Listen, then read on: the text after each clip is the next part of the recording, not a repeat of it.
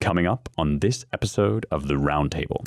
And so this is what people are turning to. They're turning to the idea that, like, well, there's this spark inside of us, and it's who we really are, and who we are is really just who we turn into, and only the will is divine within us. And this effort to cope with the domination of our technology over our lives by worshiping the primal sort of protean human will, that kind of thing has a bad track record. And unless some big changes are made, that track record is going to get even worse.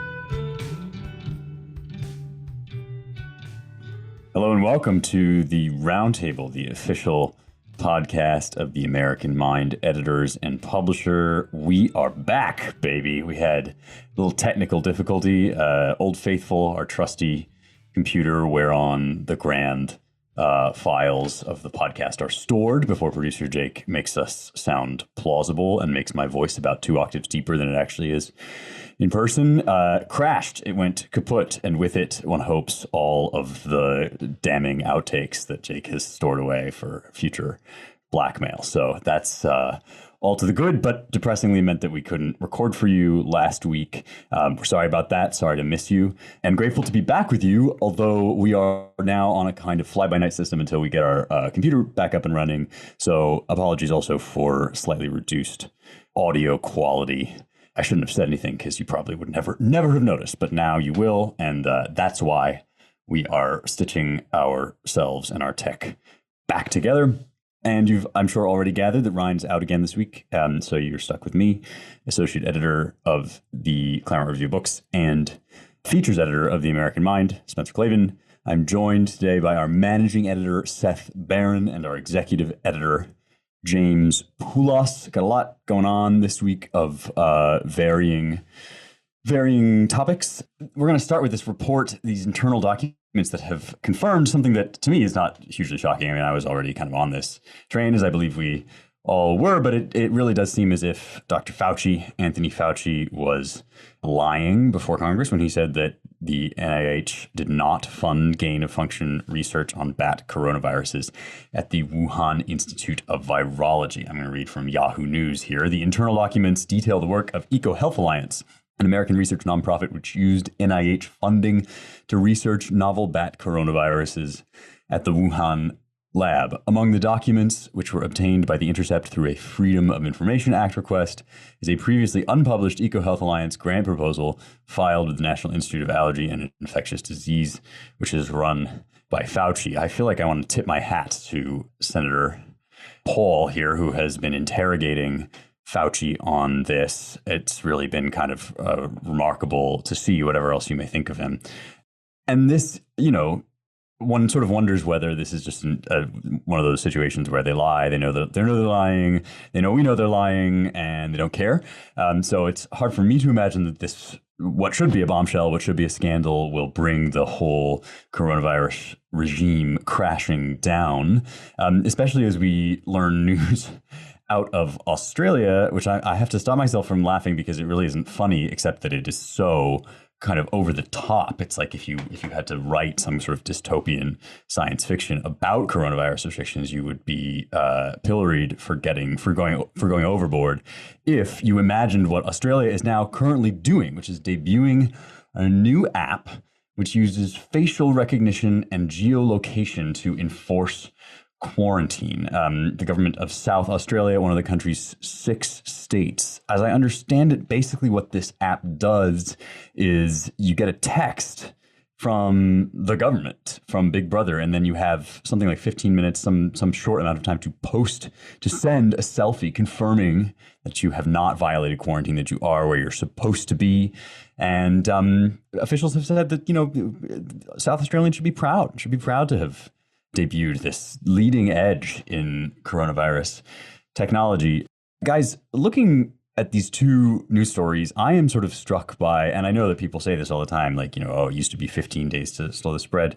You know, each of these developments from Dr. Fauci sort of surreptitiously funding gain of function research in Wuhan, all the way up to government by selfie and text message in Australia, seems like this just absolutely. It's hard to even describe. Mac talks about falling off of a waterfall. It just seems like a precipitous drop, this insane acceleration. And yet, it all sort of happened day by day, and we sort of hear this news now. And even though it's shocking, it's not totally out of the ordinary. I wonder if we can pull the camera back here and just say, like, how the hell did we get here? I mean, regarding Fauci, I feel like he's been called on this a number of times. And I mean, that guy is so slippery. I'm sure he'll have no problem just, waving it away and explaining that, no, you don't understand. When I said we weren't funding funding, this isn't gain of function research, and we weren't funding it. And I don't know. Every time he opens his mouth, he seems to have some way of sliding around, and I feel like he has protectors in the media, and there's there still seems to be about 40% of the population that like kind of worships him or just can't give up this idea that he's their avuncular family doctor who's gonna save everybody. So I'm not so sure that's gonna actually take him down. No, I agree. Regarding Australia, I mean, it's just kind of bizarre to see what I had always imagined to be like, kind of a bumptious, sort of freedom-loving type of country, certainly of like the Anglophone nations. I'm surprised that they're so happy to go along with this, but apparently it's working. Yeah, I mean, I'm going to go back to where I left off last time we got together, which was with the Anglosphere, the late lamented neoconservative fantasy of a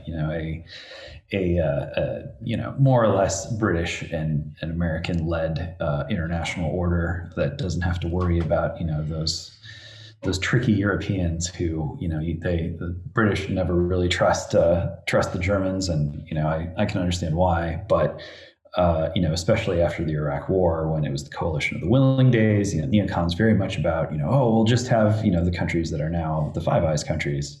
They'll be the new global cop. They'll be the indispensable entity. And so if you poke around the Eco Health Alliance website, ecohealthalliance.org, you can find some interesting things. So, who is the president of the Eco Health Alliance? It's a Dr. Peter Daszak, who is, points out that Eco Health Alliance is a U.S.-based organization, always an interesting turn of phrase, which we'll talk about in a minute. Longtime researcher into disease ecology.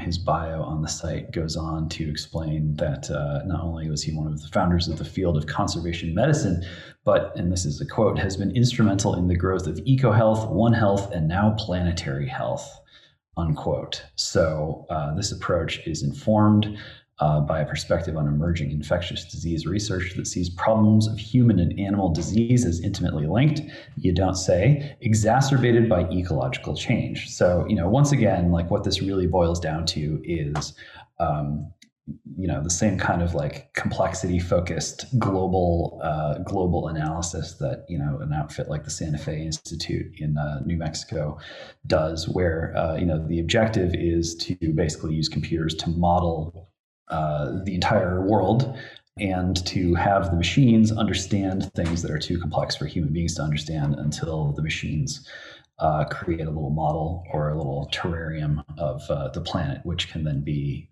controlled.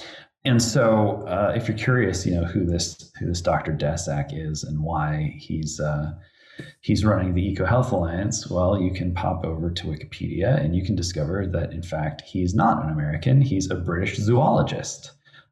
What is a British zoologist doing? Running a U.S.-based organization. You can sort of dig your way down, but it's just all too in keeping with the way that the international elite is structured and what structures it tries to impose on us, that, underneath what appears to be a good old-fashioned American enterprise is something more complicated, where the people involved have much different sets of values and much different sets of interests than even some elite Americans. Footnote, this is very amusing to me in a dark sort of way. Joe Biden's director of national intelligence, I guess, is she deputy director? She's somewhere in there. Is Susan Gordon. She was deputy director of national intelligence. She quit because of Trump. And she was also a zoology major from Duke University in 1980. Gave some interviews where she said, it didn't really have anything to do with my job, but I was, more or less recruited by the CIA, and now I'm in charge. So whatever it is about zoology, the Five Eyes people seem to really have a thing for young zoologists, and given the fact that environmentalism and eco-friendly stuff is being used overtly as a trump card that you can play whenever someone says, well, wait a minute, I don't think that random people I've never heard of, who I have no chance to vote for, should be in charge of organizing life on Earth. Well, you have to, or else you hate Earth. I think that's some of what's going on behind the scenes here, and you don't have to be like don the tinfoil hat in order to think about it. It's just it's networks, and it's people in charge, and administrators and bureaucrats, and we've grown up this parallel regime, and it runs things a lot more than our form of government does, and a lot more than is supposed to be done under our form of government. Don't forget that Daszak, I mean, he's the only person who was allowed over with WHO to investigate, to do the fact finding at the Wuhan Institute of Virology. That's right. What a coincidence. He's an expert on bat viruses. And when they said, well, did you ask about bat viruses at the, when you were touring the WIV and looking into the origins of coronavirus? He was like, no, that didn't come up. That's an interesting question, though. I mean, he's like, he's specimen number one in the cover up. I mean, it's so crazy. I think what James said and what you're clarifying is an important point, that this is not like something that you have to figure out by posting little, grainy photographs on a pinup board and stringing different colors of string in between them to although there is, of course, some of that to be done, by and large, really, this is just a question of kind of when people are in charge, they elevate their cronies and they protect one another, and they kind of circle the wagons. And there were structural systems in place in our regime to prevent that from happening to advanced a degree, and it just is the case that those systems, for any number of reasons, have eroded and deteriorated and been undermined. So yeah, we're run by an incestuous little gang of cronies, none of whom has anything really to offer in the way of solutions to the actual problems facing us, or even a desire to help most people. I mean, I'm thinking also here of the ruling that came down in the case of the Sacklers,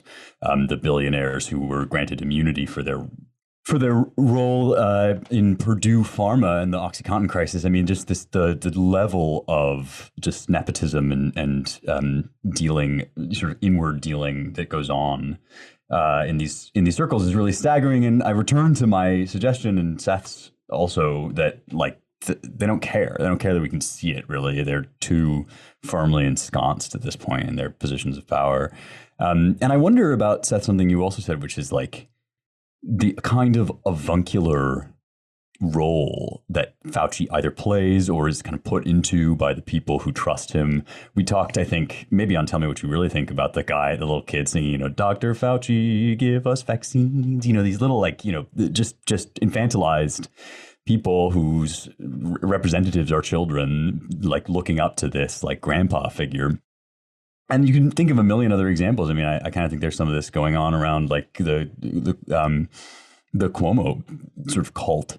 And I wonder about this, the idea that you're leaders would be kind of like lovable and cute and safe and soft, right? Like that strikes me as incredibly prevalent among people who basically just want to hand over control to some nice bureaucrat who has a formula to figure out everything. And, maybe that involves also, self-castrating in some spiritual or physical way, but like, so be it. This is something to be taken care of by a nice Dr. Fauci. Like, I wonder about that as a model for the statesmen, right? I mean, I can think of a lot of great statesmen who are noble, elevated, admirable people that we might look up to, Churchillian figures, or, even a George Washington. But really the idea that your politicians are supposed to be these kind of like warm, soft, fuzzy people that you can look at with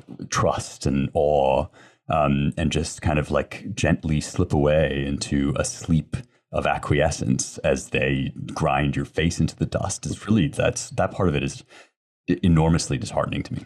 Well, wasn't it Napoleon who said, the iron fist and the velvet glove? Yeah. I mean, that's kind of that seems to be the model of leadership, except it's more like an iron fist. I don't know. I mean, I've got to censor myself here, but like basically an iron like with like while you like. That's the censored version, Seth. That's the clean edit. Remember, we don't have the computer to offload. That just means punching in the face, right? Oh, just, right. Sure. That's furiously bringing a fist into contact with the face. Yeah, no, it is. I mean, there's all of this. There's just something incredibly cloying where like you'll get sort of gender theory activists who are telling you that you need to be pumping your infant full of testosterone, and it comes with like a Hello Kitty meme. There's like a very kind of meme style aesthetic that's involved with this. But yeah, I think the unedited, unfiltered, raw Napoleon quote is probably the explanation.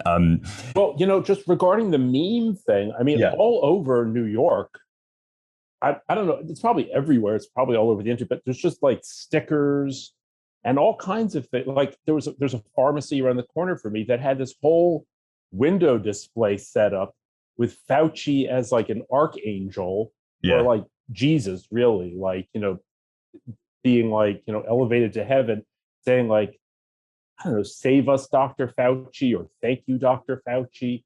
And I see all kinds of like cutesy stickers all over the place. And it looks like, it's supposed to look like cover art for an album, and like this stylized Fauci and a bunch of different, I mean, it's just all over the place. You're right.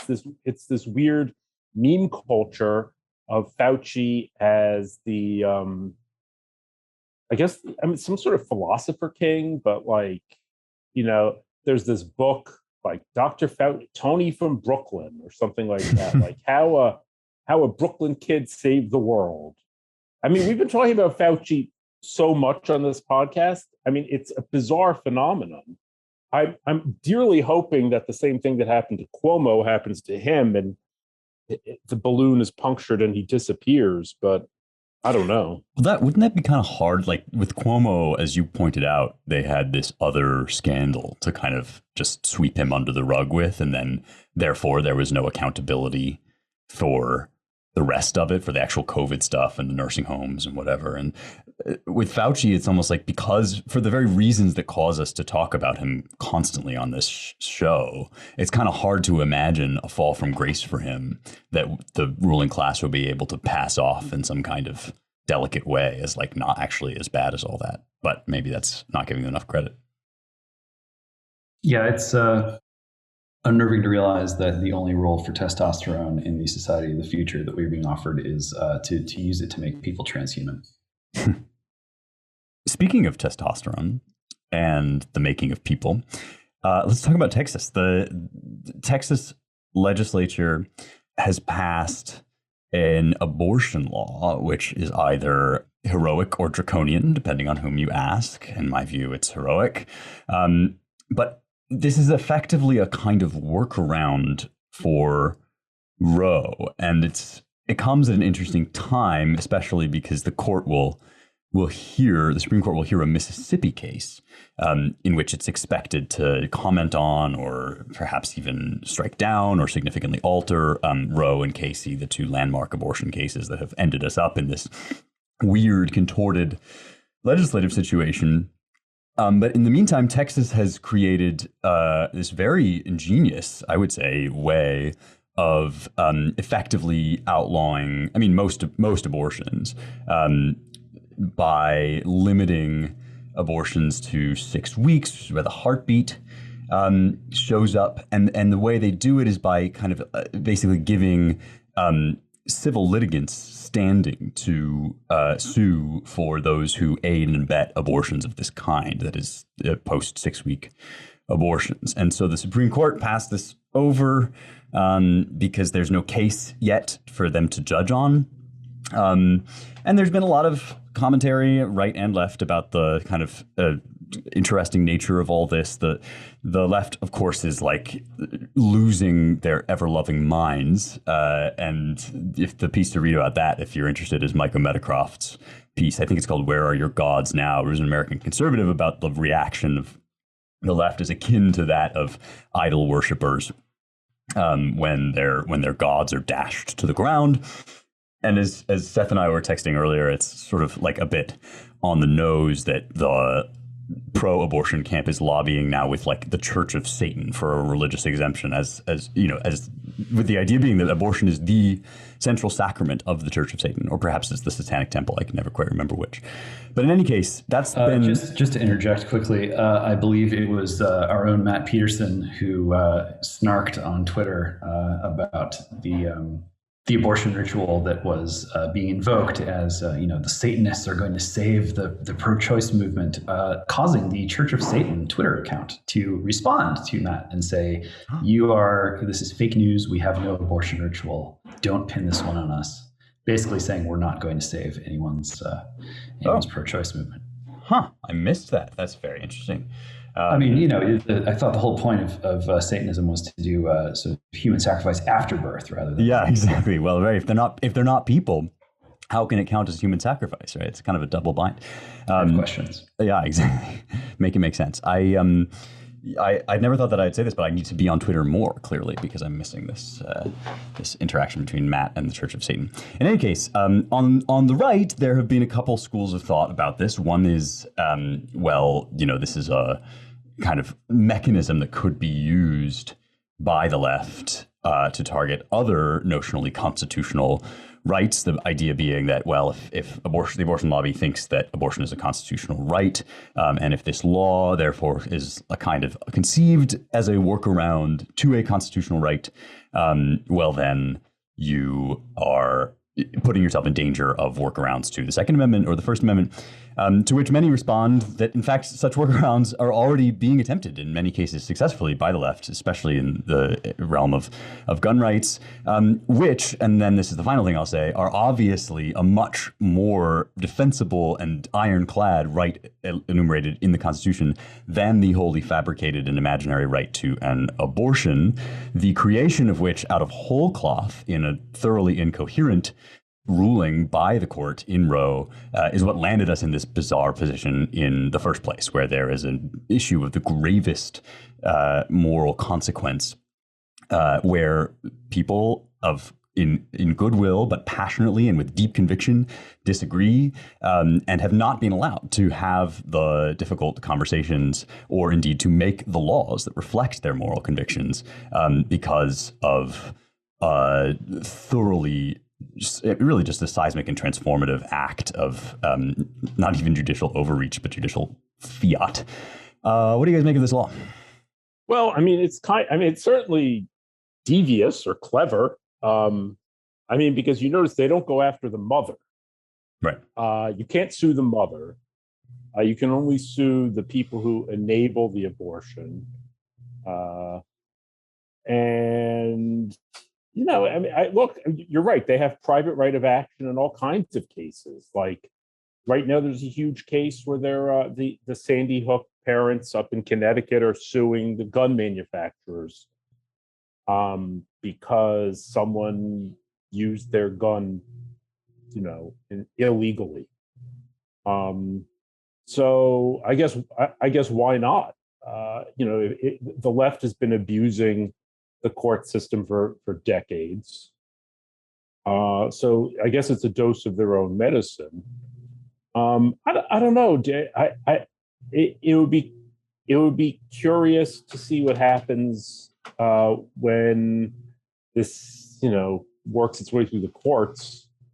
But I don't know. I mean, it's an interesting strategy. I'll give whoever wrote it that much. Yeah, I mean, I'm not one to trust the courts to do much of anything. I mean, the magic of the court system is you can use lawfare to shut someone down before they even get before a judge. You can just spend them under the table in court. And then there's the battery of judges working away up the chain to the Supreme Court. Many options for laws to be picked apart, or for rulings to be remanded, or for the process to take so long that by kicking the can, you can just wait for your team to have some more political victories and change the law again. So I would expect that this particular battle is far from over, and like everything else, it's being woven into or sucked into the whirlpool of this fundamental conflict over whether we are going to continue to have the form of government in some respect that America was born into, or whether it's going to be wiped away and replaced with something else. I'll say it is very kind of interesting that if the Church of Satan really doesn't want to get involved in this, like, how bizarre is it that the feminists or the pro-abortion people just came up with it on their own? Like, Satan will save us. Let's turn to Satan. Well, there's a really interesting kind of it's not a link exactly, but a sort of oblique comparison to be made between this and the religious iconography that you were mentioning, Seth, that depicts Dr. Fauci as the savior or whatever. I mean, that's a genre of you could generously call it trolling, but there's certainly a sincere element to it as well. It's a genre now of woke leftist art. There were prayer candles lit to Stacey Abrams. I think Gretchen Whitmer lit a prayer candle to Stacey Abrams when they won Georgia, and there have been others as well. The kind of like weird civic ritualism of this stuff is it's a difficult sell for the left, or it's a difficult thing for the left to work out, because it seems as if on the one hand, they're representing themselves as the wholly secular party of reason, right? Scrubbed of tradition, scrubbed of superstition, and all the old atavistic kind of prejudices that come along with those nasty things. But on the other hand, they're engaging in practices and forms of activity that take on a hugely religious character, not just in the kind of belief of the people involved and their their sacraments and their motions and the way that they behave with regard to their favorite figures, but also I think in their sort of impulses and modes of self-defense, right? The idea of running into the arms of the Church of Satan, as I understand it, is to kind of invoke the First Amendment's protection of freedom of religion. And as you say, Seth, that only makes sense if there is, in fact, either you're just lying, right? Either it's just an act of pure chicanery and subterfuge, or you actually are presenting this as a kind of sacral act, a kind of holy thing that deserves the same kind of protection by the state that, the sacrament of communion does, or the ability to meet in synagogue. And there have been, all sorts of weird, misappropriations of Christian doctrine by the left in this regard, right? Black lives are sacred is a sign that I've seen a lot. But it's I kind of feel as if what we're watching in real time is the explicitly, secular, non-religious, non-superstitious woke set of rituals transform into what it actually reveal itself for what it actually is, which is a replacement for theology. Yeah, it's like making manifest that which was hidden. Yeah. I mean, it's like real end time stuff. But I think that it is a sacrament to them. Mm-hmm. I mean, I remember seeing this weird video like 10 years ago on the anniversary of Roe v. Wade, and it showed this like really sexy looking guy sitting in front of a fireplace, and it was put out by Planned Parenthood. And he's sort of giving this talk. He's like, babe, it's been a long time, and I've always been there with you. And he was supposed to be the voice of abortion, speaking directly to women, like the personification of abortion. So basically, the idea was abortion is your husband, abortion is your boyfriend. Abortion, like, I was talking to a friend who was saying, like, how about bumper stickers that says, like, my aborted baby is an honors student. I mean, they're I mean, it's really ghastly and dark, but the dedication that they have for abortion goes beyond like politics. It really is like kind of a sacrament for them. It's like some sort of, it's like when the weird sisters in Macbeth are like incanting like finger of birth strangled babe. It gets to this kind of very dark stuff, and this is totally just revealed what's underneath the whole I mean, they basically want to make it like the whole rhetoric about abortion now is like, look, it doesn't even have to be rare. It's just about as harmful as cutting your fingernails. So who cares how many times you do it? Who cares if you have 30 abortions?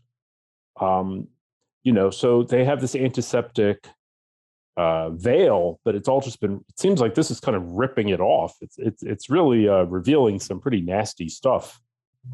Well, we can't have a transhuman future unless women alienate themselves from their own natural bodies in the same way that boys never become men, because testosterone is really just there to add to what is not supposed to be present. This is what happens when generations look around themselves and they realize that their supposed leaders have created technology that they can't control. And so, what are you going to do to make being human something that seems like it has some kind of cosmic power or significance in a world that's overrun by super powerful machines that are oftentimes invisible and can fly around, and an infinite number of them can dance on the head of a pin.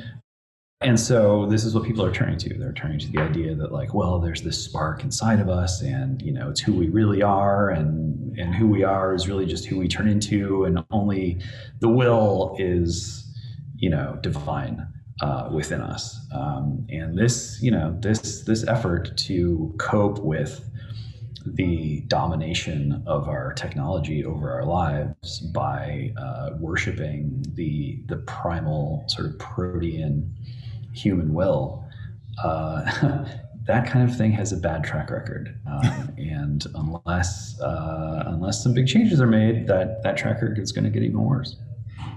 We need to touch at least briefly on one other topic before we leave this one. I will note that in some respects, child sacrifice for material gain is the oldest and most ancient form of idol worship. The location of its practice by pagans in pre-Jewish Israel is traditionally thought to be the Valley of Hinnom, or in Hebrew, the Ge Hinnom, which of course comes down to us in Greek as Gehenna, which of course is the word we use for hell.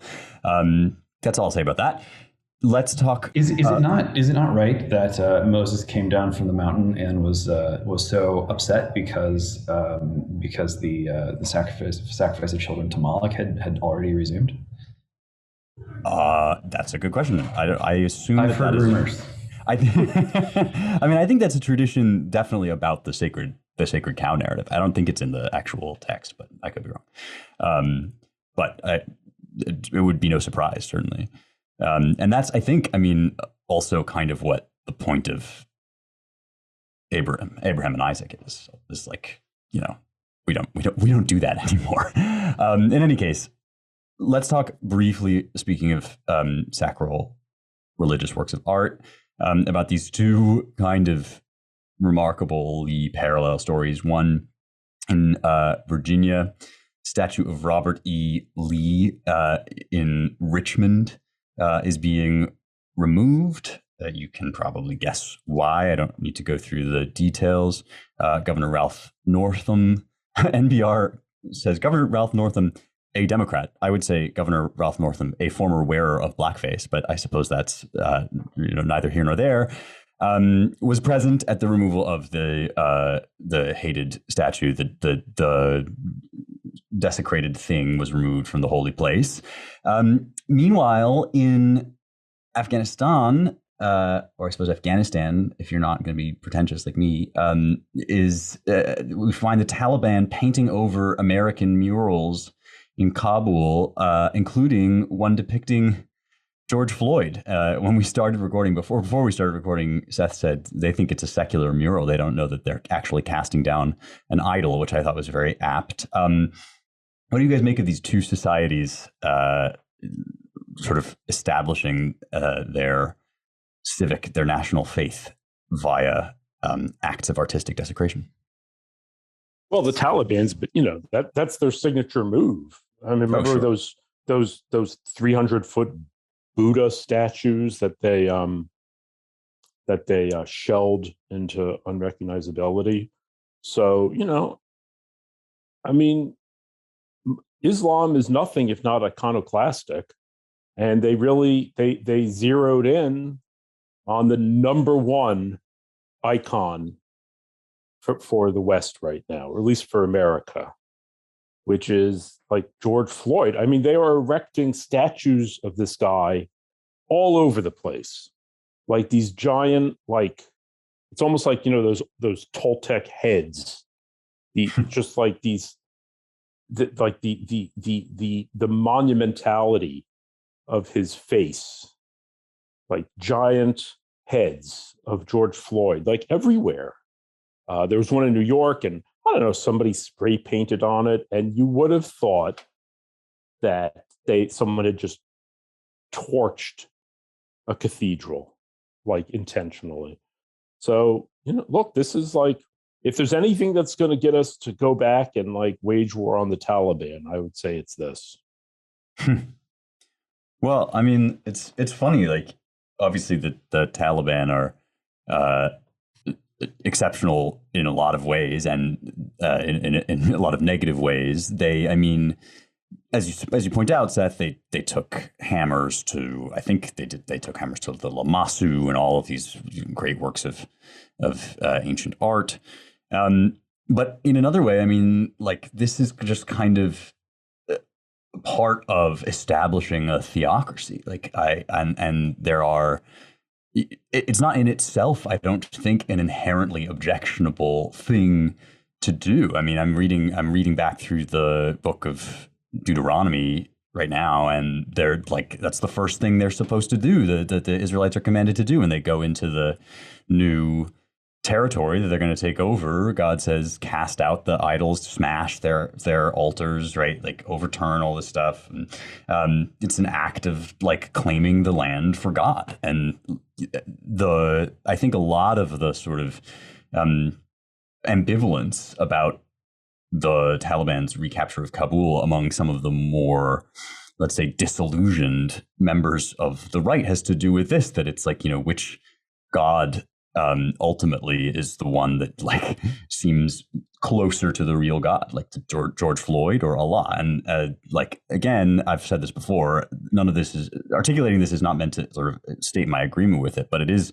like a fair question, right? Which of these societies is like gesturing more rigorously toward something real that might actually survive this sort of digital revolution that James is describing? Yeah, I mean, you go back to the War on Terror days, and for obvious reasons, there was this great outpouring of alarm around Islamic terrorism or Islamofascism or global Islamic jihad or jihad, many terms, one thing maybe sort of few remarked on how what seemed to be a global terrorist movement might really just have been the creature of a handful of intelligence agencies. But what no one really believed, and this goes from the beginning of this process up to this very day, is that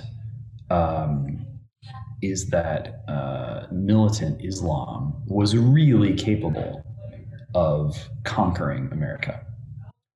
Whereas in the 30s and 40s and 50s and beyond, there were many Americans, including at the highest levels of government, who, if they were not out and out communists personally, were genuinely convinced that communism, international communism, had at least a reasonable fighting chance of taking over the world and taking over America. That was a plausible future scenario, and it colored the response. And to this day, nobody really thinks that Islam is going to take over the West. There are certain particularly exhausted parts of Europe that seem ready to roll over, and a lot of that's just because of population transfers. And so when you look at the capability of militant Islam to take over the world or take over America versus the capability of wokeness to take over America or take over the world, there's a big divergence there. The irony is, you look at this place like England, and in some school districts, it's only the fanatical Muslims who are willing and able to stop the school boards from brainworming the kids. So it's understandable that some folks, and not just on the right, you don't need to hold a particular partisan position in order to accept that Islam, whatever else you can say about it, is a top tier cultural and philosophical wager on man's relation to God, and it's reached a certain critical mass because of the seriousness or profundity of that wager. Wokeness is part of, I would argue at least, and I would encourage people to just agree with me off the bat so we can save ourselves all a lot of, pain and trouble. It's part of an attempt to respond to the disenchantment caused by the triumph of digital technology, by turning people into post-humans, into cyborgs, and locating the human will in the human imagination, and our capability to be and do anything as the divine, as the thing that sets us apart from our machines, even as we enter into a closer and closer union with them. That's very powerful. That strikes me as more of a threat to America and to our way of life, and indeed to a human way of life, than even the most sort of knuckle dragging form of Islam. Time will tell. Time will tell. It's not, this isn't the Taliban of 2001. Things have changed more than people are even ready to realize at this point, and I think those differences will continue to play out. Well, one way in which they already are making themselves felt is that this new Taliban can meme. I mean, we thought about this like sort of cultural block of people in this faraway land, this sort of just monolithic, enduring thing. But it's as you say, James, it's not true. These are young guys now. Many of them have come of age and replaced the Taliban that we went to war with initially, and they're already expressing themselves in like ways that are more literate for online than a lot of the official organs of the American regime. People say the left can't meme, but really what it is, it's that feds can't meme. It's that the corporate bureaucrats of our official culture are just completely stymied and at a loss to deal with the ways that young people who come of age in the digital with digital technology, the ways that they communicate, the kinds of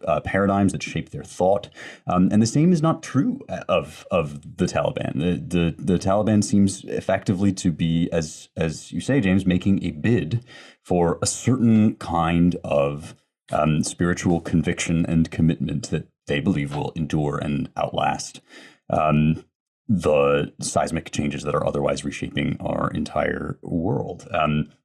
It's my view that there's a better bid to be made, and I actually think that our conversation has sort of repeatedly emphasized the need for such a conviction, some kind of commitment.